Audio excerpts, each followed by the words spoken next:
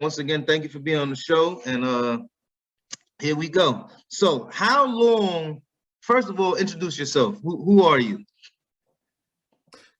Russell Glenn Hipplewitz. Everybody that knows me from back home, they just call me Glenn. I'm your older brother. I'm the one in the middle. I'm your older but not oldest brother. We have an older brother again. His name is Eddie, and Papo is his middle name. That's what he goes by. Same thing. Everybody back home knows him as Papo. And so between you and me is a 9-year split. I think you had mentioned that before on the podcast. And between Papo and myself is a 10-year split. Yeah. So, it's 29 years between, all of us, right? So that's huge, man. Yeah, definitely. But it's been a good, we were able to, fortunately for us, we've always kept a good relationship between all three of us, and we kind of all grew up kind of with each other, but we all kind of grew up in those different sections of life. You know what I mean? Like Papa really was like the 60s and the 70s, then you with the 70s and 80s, and then me like being the 80s, 90s, and then the 2000s. So we were always able to kind of bounce things off of and stay relevant with each other and always have a good relationship. So that's a blessing. Just because with this podcast, we talk about mental health. So that in itself is a blessing of having a good foundation, a good family foundation, able to bounce things off of the very much of the people that you love and appreciate and cherish in your life. So we've always been able to do that with each other, even though there's such a span of time with us, like you said, almost 30 years between the three of us. But like I said, we've been able to stay relevant and stay in contact and definitely keep our ties close to one another. So that's been a blessing. Like I said, it's definitely been a help to me personally, mental health wise, and hopefully, like I said, for you and Papa as well, just to be able to have that connection to family, because a lot of times people don't have that connection, and it can definitely have or be some of the struggles that they go through as far as mental health is concerned. Because that is what we talk about mainly on this podcast is mental health. So that's I always have to make sure I segment that, because that's what this is all about. So you are a military man, correct? That is correct. Okay. And so what branch of the military were you part of? I was in the Navy. Okay. How long were you in the military? Approximately 5.5 years. And all of that time was spent in the submarine service. Submarine service. So you spent a lot of time under the water. Yes. Yeah, a lot of time under the water. And what age were you when you went into the military? I was oh my gosh, man. I was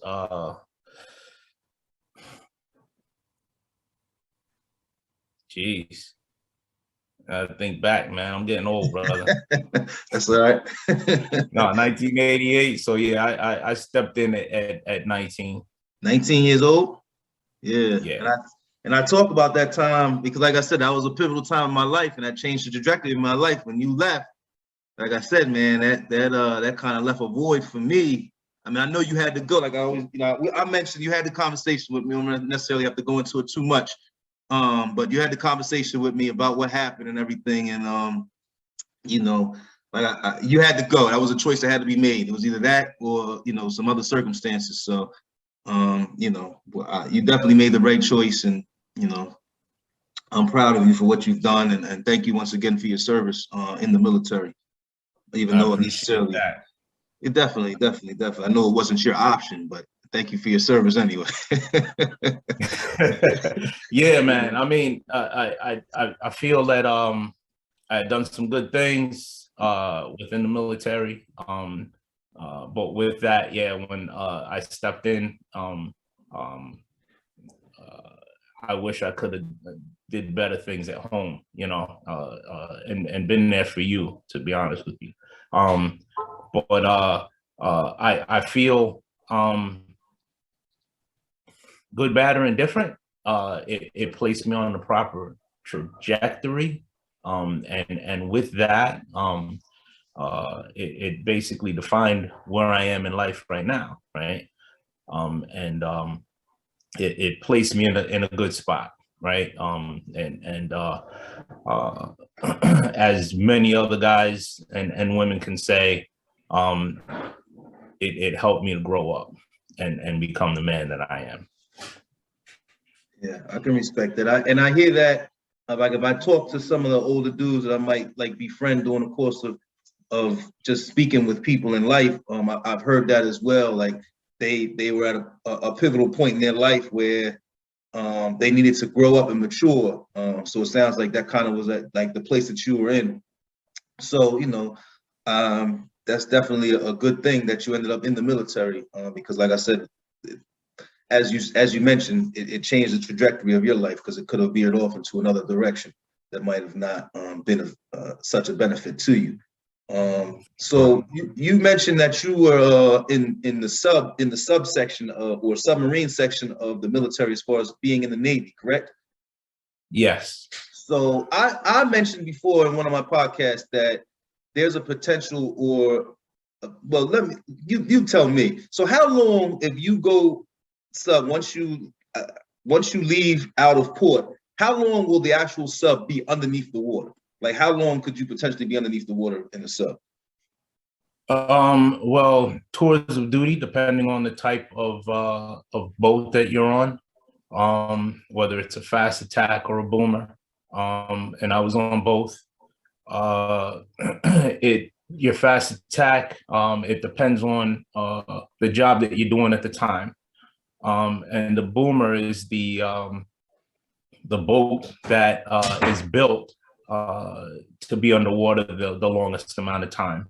And to be honest with you, as long as you have food, you could be underwater. That is the general knowledge of submarines and the people in that service. As long as your foods are there, as long as your food is there, you have storage for that food, you can stay underwater. Everything else that you need is there. You make your own water, your electricity's there. Everything else that you need is there for you. And that's your limiting factor. If you run out of food, you got to come up and port. Wow, I never knew that. See, that's why I love to ask those type of questions and to get that information. That's why, and I never knew that you were on two separate different type of subs. So in the process of this, I learned as well. So that's cool. I definitely never knew that. I knew that you were on one type of sub, but I never knew that there was two separate type of subs. Because I mentioned, like I said before, at any given time that you could be underneath the water for 6 months, but just saying it could even go past that if the food lasts past that. Yep, depending on your food storage, that's the amount of time that you could spend on the water. Yeah, that's very true. Wow. You can pull up to a tender. They have these submarine tenders, ships where we can reload our stores, and you're back and underway. So there's truly no need to actually pull into a port. So yeah, you can be underway for a very long time. Man. Yeah. So knowing that you're underneath the water for any given amount of time, how does that play into your psyche? Like how once you leave port, as you mentioned initially, let's just say you leave out of whatever port initially. So you leave from your house, you packed your bags, so on and so forth.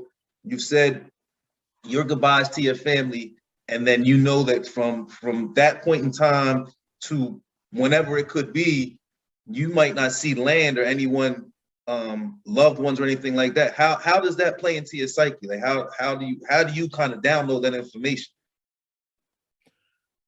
Me personally, when I went out, once we left port, I tried not to think of things that are going on at home, right? I just thought of the job that I was doing. And to be honest with you, your main focus is just that. One of the things that they do so that your mindset is clear and that you're constantly doing your job and you're on your toes is once you leave port, and you guys are, once we dive and we're underway, they start running drills. They make sure that everybody's on their game. You're on your A game, and anything goes. I mean, they'll run fire drills. They'll run casualty drills. Everything and anything that could possibly come up, just to ensure that everybody's ready to go at any given point in time. And with that, that provided me that outlet, I think, that I needed to be able to focus on what I was doing for that amount of time and not truly focus on home. For some guys, it was tough. For some guys, it was tougher than others. I want to say definitely when I first went down, I took it as it was exciting. It was something different. You're constantly learning. You have to qualify submarines, number one, your watch station, number two, and the other things that you need to do is ensure that you and everybody on that boat is safe at all given point in time. My job, the jobs that I did, one of them was a DC officer. So after we ran drills, I was the one that was securing everything, right? The fire hoses, making sure that fire extinguishers were back where they needed to be, checking the tags, making sure that basically what we had were little lead wires that you would break these locks in order to actually trigger a fire extinguisher. Stuff like that, I had to ensure that I was back on there. That's a safety check to make sure that that's on there. Things like that that I would do after a drill, just to ensure that, yeah, we're ready to rock and roll, whether it's another drill that's coming up or whether it's reality. Hey, this is hitting, all of a sudden we do have a casualty somewhere. We do have a fire on one side or another of the boat. Your mindset is always not just on yourself, but on the, we kind of considered each other family, right? So it was on the family, keeping everybody safe. Yeah. Mentioning that, do you still keep in contact with any of the guys that you were on those boats with? Oh, yeah. Yeah. Like I said, that's like a family. As a matter of fact, the place that I work at now, one of the guys that I was on the boat with, shout out to Jim Shianese. He and I work together, working for the Navy again. So we're civilians working for the military. And that it's a very small community. So yes, you will come across another brother, if you will, at any given point in time, as long as you're in this area, because we decided to stay in this area, which is Connecticut, Groton, Connecticut. And like I said, subservice is a very small community, and within that community, you're going to cross paths all the time. Right. Wow, man, definitely. And then also during the course of your time in the military, you're a veteran of not one but two wars, correct? That's true. Yeah, first war that kicked off Operation Desert Shield. That was in about August of '90. And that ran approximately, it wasn't even a full year before the other campaign kicked off. So Desert Shield was basically, so just to step back and give you a little bit of history, right? So Iraq had gone into Kuwait. They invaded Kuwait. So that's when Operation Desert Shield kicked off. What that was our somewhat of a, hey, we're going to build up our military because the president just wasn't having it, right? And so once that buildup was there,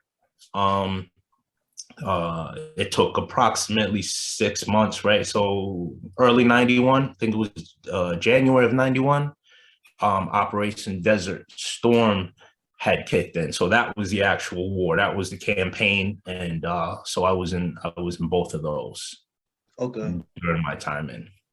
Wow. And I'm sure that so during the course of those times, are you mainly under the water, or because this war is being kind of fought on land, are you guys at port more just in case they need some services, or are you guys mainly underwater? So we were underwater at the ready, right? So that was our main focus. We literally got called back up to go underway for that specific purpose. As soon as that war kicked off, when I said it became a war, it became Operation Desert Storm. Yeah, we got on alert and we got put out. So we're part of a fleet, right? So within that fleet, I think the general public, they see that aircraft carrier, right? And that's the thought. These guys are flying out and they're going to war. They're dropping bombs or whatever, and then they're coming back on board that ship. But part of that fleet, you have submarines attached to that fleet as well.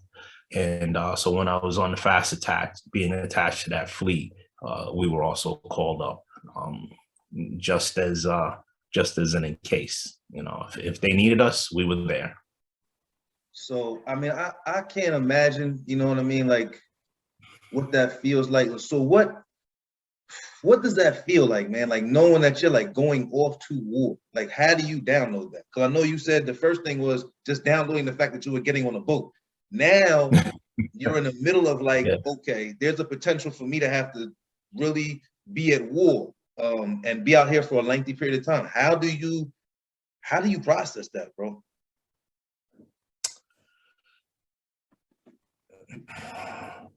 Well, like I said, I think for me personally, when I went out, it was doing your job and ensuring that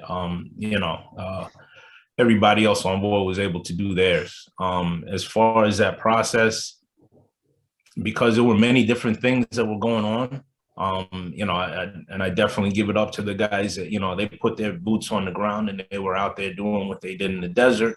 But being on board the sub, I guess you somewhat felt safe, but then again, at any given point in time, anything could kick off, right? There are many other submarines out there from other countries as well. And, you go out and you do what you're tasked to do.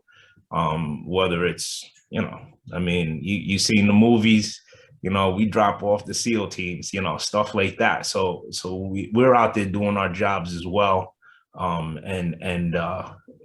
So we're a part of the greater war, if you will. And I want to say that, yeah, the mindset is kind of like, like a football team, right? You do your part and you'll win the game. And if someone else is lacking, you try and help out. But yeah, while I was out there, my mindset was on keeping safe, right? But to be honest with you, right, then the other things kicked in as well.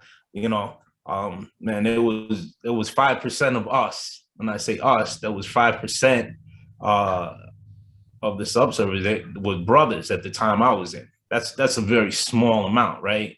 And the thought is, when you're out there, you're on duty, you're able to do your job, but sometimes those head games, you get played with just because, you're that one black person on board a submarine where, you shouldn't be here type of deal. So that mindset was always still there of, it was a very, contentious time, I want to say, back in the early 80s. Not as bad as 70s and 60s when our older brother was, and father was in, but it was still, in a place like that, it wasn't a place that we would be seen as the norm, right? So sometimes it was placed out there and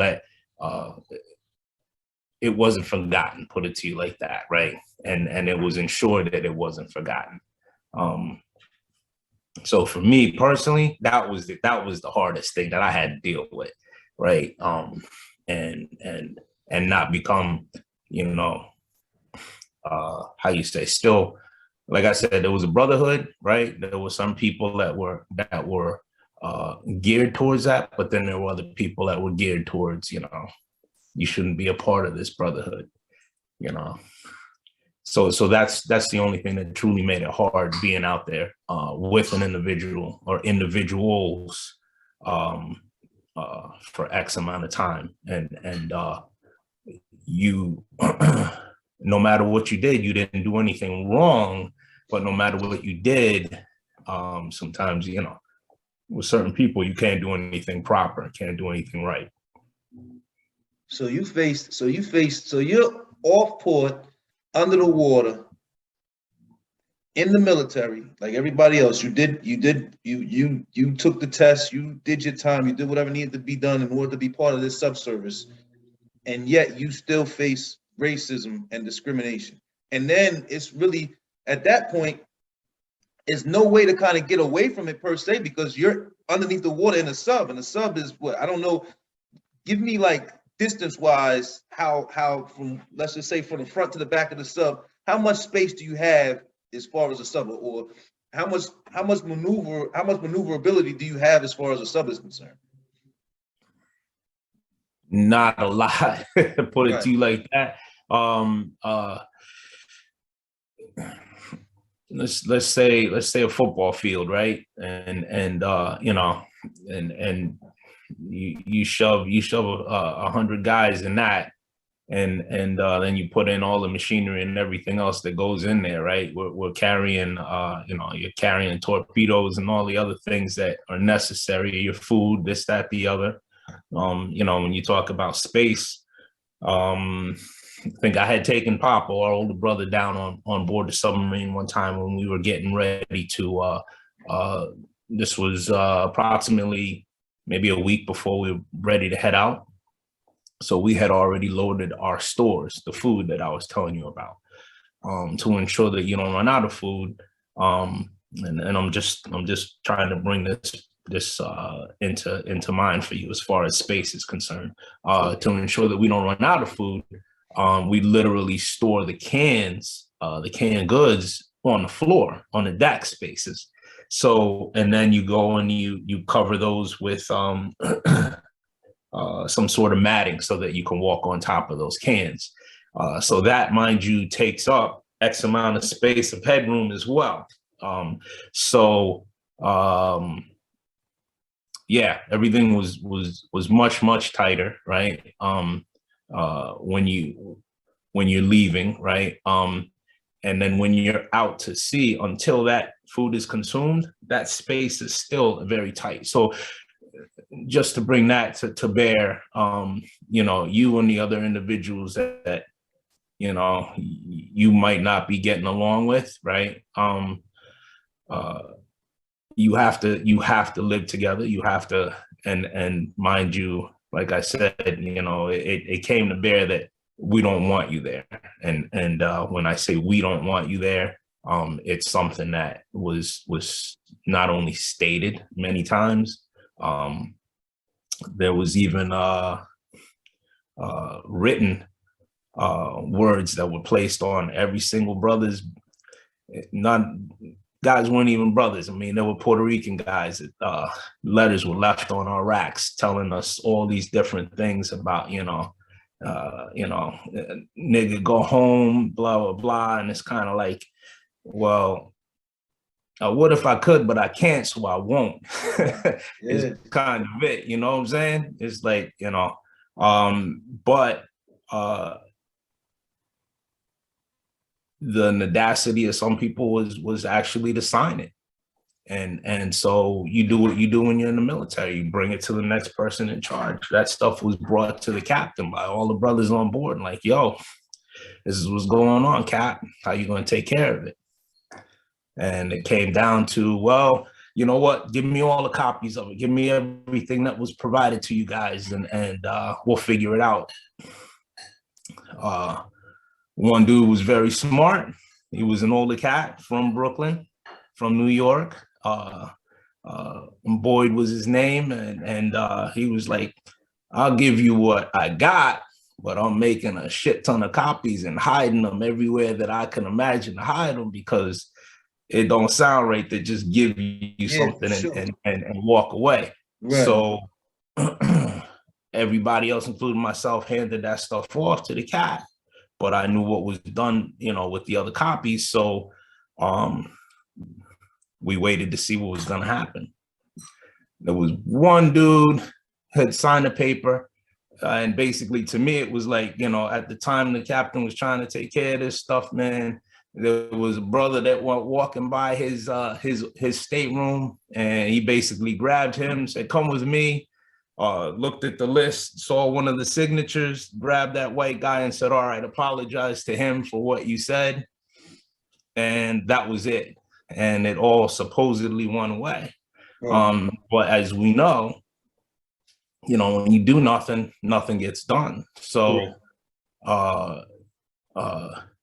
the statements and things like that that were actually put down on paper, because nothing was truly done, actually had started coming out. The guys were literally the ones that wrote it down. They would start saying that. They'd whisper that stuff. They would say it while you were coming by, where you were on the mess decks, things like that. The mess decks are the cafeteria, if you will, right? It's a very small area.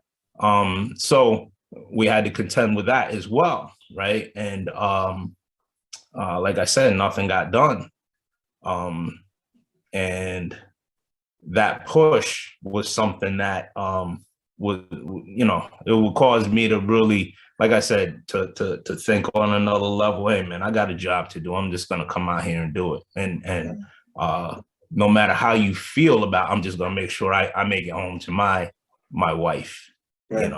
I make it home to my family, and let the other things do as they will. So there was truly nothing done by the captain at all. The other guys had the thought that because nothing got done, like I said, they could take it to another level. And the guys had done that. There were words that, they were calling us niggas on the mess decks, to where I remember fights breaking out on stuff like that. And it's kind of like, all right, everybody back to your corners, keep it going. That's not right. I don't think I expected that. I think that I deserve a bit more respect, but that was kind of how things were brought out. One thing I vividly remember off of that paper was one person had talked about many a times how his grandfather was in the Navy, his father was in the Navy, his great grandfather was in the Navy, and this is a family thing, and every single one of them was in the KKK. It's like, all right, well, why you just want to bring that to everyone's attention, and how proud they were of that, and that's something that, I realized when I stepped in there, and not into the Army. I'm stepping into more of a racist military, if you will. But hey, man, it was a place where the schooling that I needed, the technical schooling that I wanted, was there. And that would be a fire control technician, which is the job that I was doing. So I was the guy on board who was firing off the torpedoes. I did that until I really got tired of the job. Basically, what it came down to was me fixing the stuff while everyone else got to play with it, being the officers. And I got I got out of that job and became a machinist mate. Right. And the rest is history. You know, become a machinist mate, became a mechanical engineer, and Right. went that route because that's what I wanted to do in life. So, Um, so let me, I didn't mean to cut you off, but so the very dude who essentially will save these dudes' asses because you're the one that's firing off the torpedoes, God forbid something happens, is the very dude that they're calling nigga, nigga, nigga, or whatever. So it's like there's this paradigm and this parallel. It's just that's crazy to me. You know what I'm saying? If anything, I'm gonna keep that shit to myself and be like, shit. At the end of the day, you know what I'm saying? If he decides he don't want to press the button, then we're done. Like it ain't no KKK, ain't no nothing. It's over for us. So I need to be cool with anybody with you.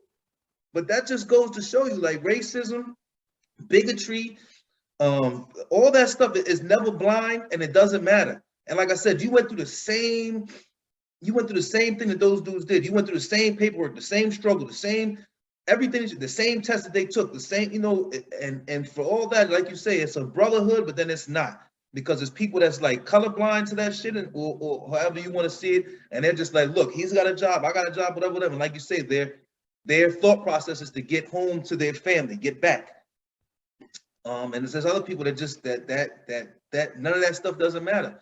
To me, and like I said, I'm just the outsider looking in, and I just give there's a very much a parallel between that and prison to me.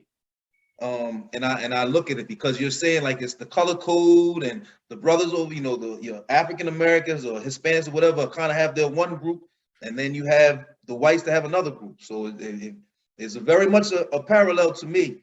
And I mentioned that in another segment before. Would you agree or not agree with that? I'd agree, to be honest with you, man.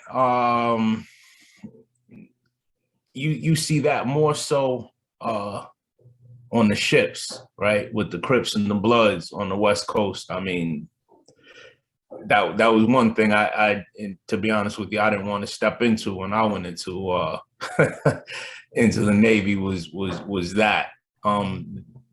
That's heavy. I mean, you know, you pick a side for the most part, right? When you go into that service. And you're on you're on a boat with, you're on the aircraft carrier. You got thousands of people there, right? You know, like you said, yeah, and you're out to sea for X amount of time, months, right? More months than I'm gonna be out to sea for, to be honest with you, unless, like I said, I reload stores. Right. So yeah.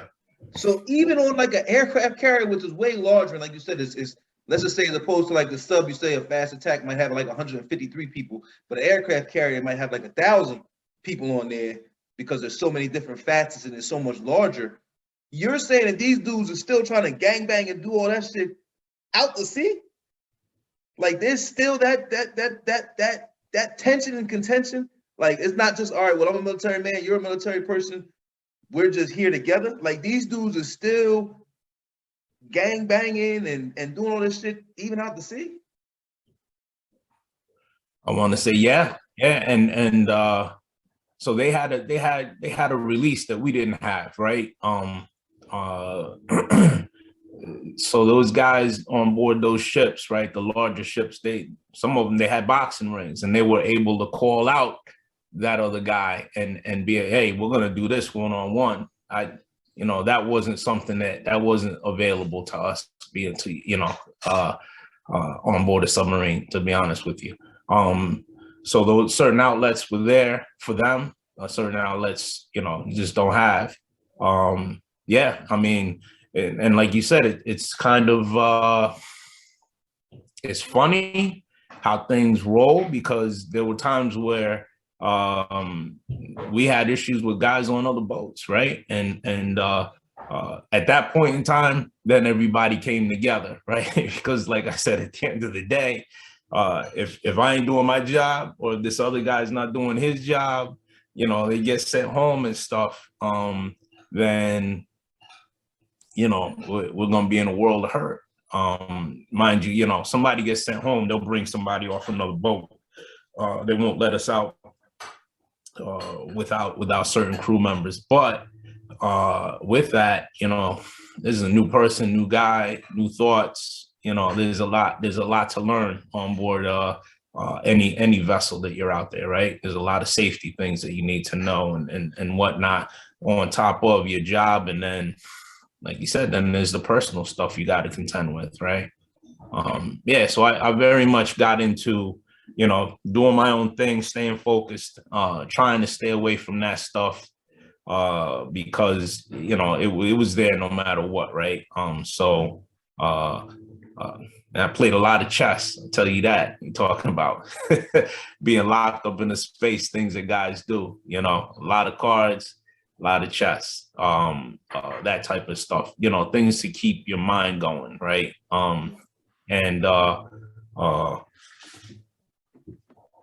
Basically just hold on to your sanity, if you will, right? Because, all of that with everything else that I mentioned, hey man, you gotta think you're underwater. Hey, let me go up top side, let me walk around the outside, open the door and take a breather, go have a smoke, and, look at the moon, the sun, and the stars. That ain't happening, right? So yeah, it's very much that at that point in time, there's to be honest with you, there's a lot of praying. There was a lot of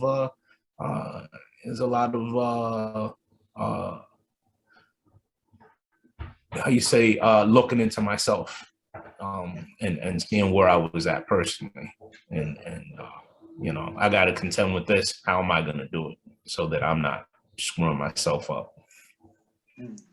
That's deep, man. That's deep. A lot of self-reflection time that you had in there. A lot of self-reflection time. Like I said, once again, there's a parallel there.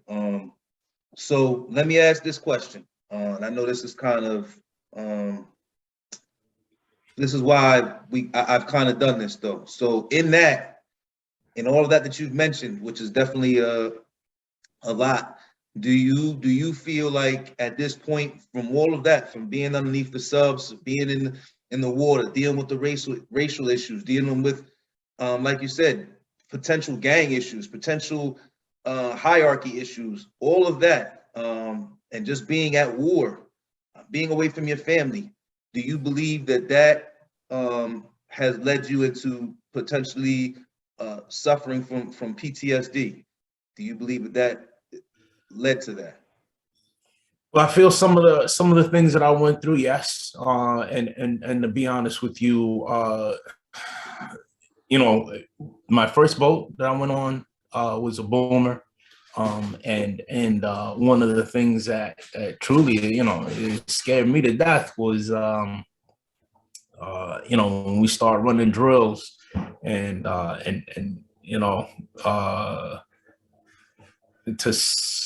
I guess the one way that I could say it is the, end of the world drills. It's like, hey, we got to spin these missiles up because we're getting ready to, and that's the one thing that had me like, whoa, like, and you don't know until the captain comes over the loudspeaker and say, oh, this is a drill, blah, blah, blah. And it's kind of like, oh, is this reality? Is this, and that very first time that happened, right? 19-year-old cat, the very first time that happened, man, I was like, wow. Like, so, and I don't mean to cut you off, but for my audience that does not understand military language or military terminology, when you say boomer, what do you mean? What does that? So it's a submarine that has a capability of carrying nuclear weapons. That's it. All right. And there's the reason why, that's the one space that you can go into where you can go down, you hide, and then when the word comes from from the president, Joint Chiefs of Staff, whomever, hey, it's time to hit the button and shoot. And it's time to hit the button and shoot. And so